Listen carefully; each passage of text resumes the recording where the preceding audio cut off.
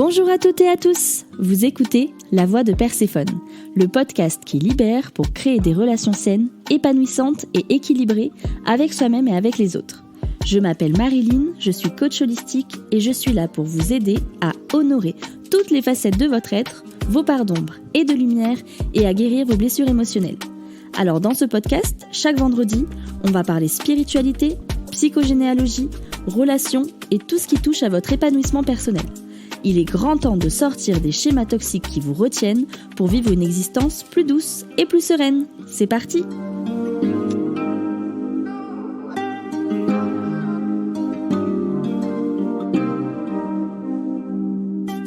Bienvenue sur ce deuxième épisode de podcast.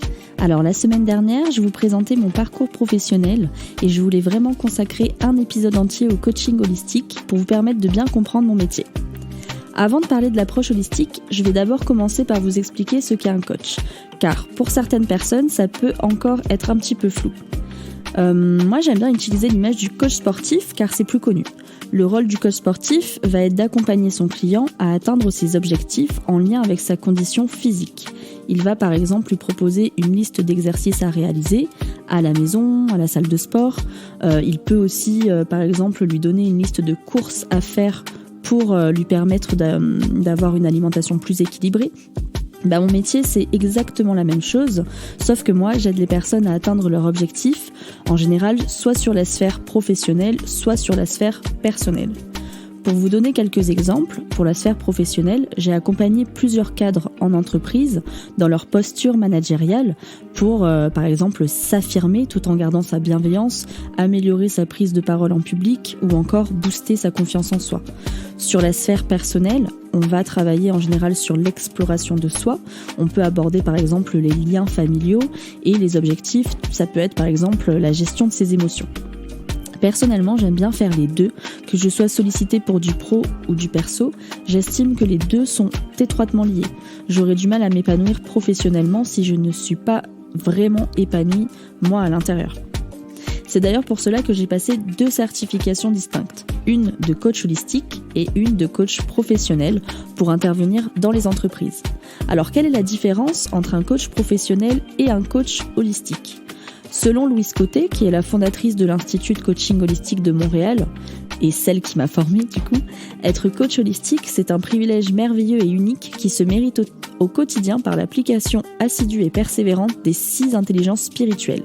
Donc on va avoir l'intelligence du cœur, l'intelligence créative, l'intelligence intuitive, l'intelligence du corps, l'intelligence de conscience en éveil et l'intelligence extrasensorielle. Ces différentes intelligences, lorsqu'elles sont sollicitées et appliquées, vont venir créer une alchimie globale qui va aider le client à comprendre et à résoudre les problèmes qui se trouvent sur son chemin et qui l'empêchent d'atteindre la santé globale. D'où l'appellation de coaching holistique, qui veut dire aussi global puisqu'il s'agit de la santé physique, psychologique et spirituelle.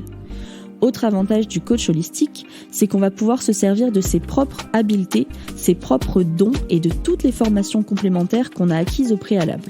En ce qui me concerne, je vais venir mobiliser toute mon intuition et mon clair ressenti. Je peux même être amenée à utiliser mes oracles en séance, mais surtout, c'est mon histoire personnelle qui est la raison même de pourquoi j'en suis arrivée là.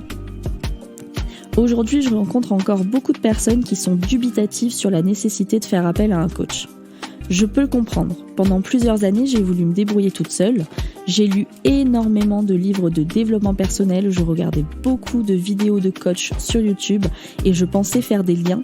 Mais la réalité, et je vais peut-être en vexer certains, mais c'est qu'on ne peut pas vraiment y arriver tout seul. Avec une personne extérieure à notre histoire, c'est beaucoup plus simple d'accéder au recoin de sa psyché et de se poser les bonnes questions. Tu sais, celles qui, en général, ne plaisent pas trop à notre ego.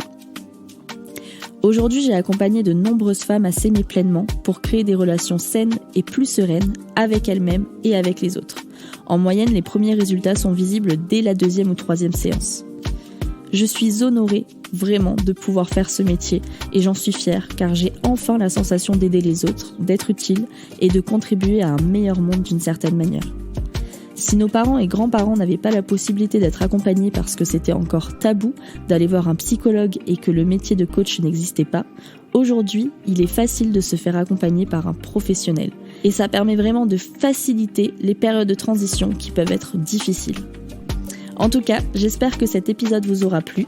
Et dans le prochain, je vous dévoilerai des brides de mon enfance et je vous expliquerai les raisons qui m'ont poussée à accompagner les femmes à guérir de leurs blessures émotionnelles. En attendant, je vous souhaite de passer une excellente journée et je vous dis à bientôt.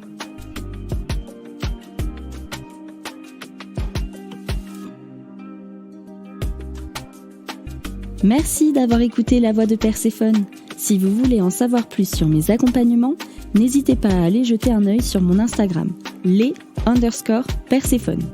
Si vous avez aimé cet épisode, vous m'aidez en le disant. Alors n'hésitez pas à réagir, raconter votre expérience ou poser vos questions en commentaire. La Voix de Perséphone revient vendredi prochain. À bientôt!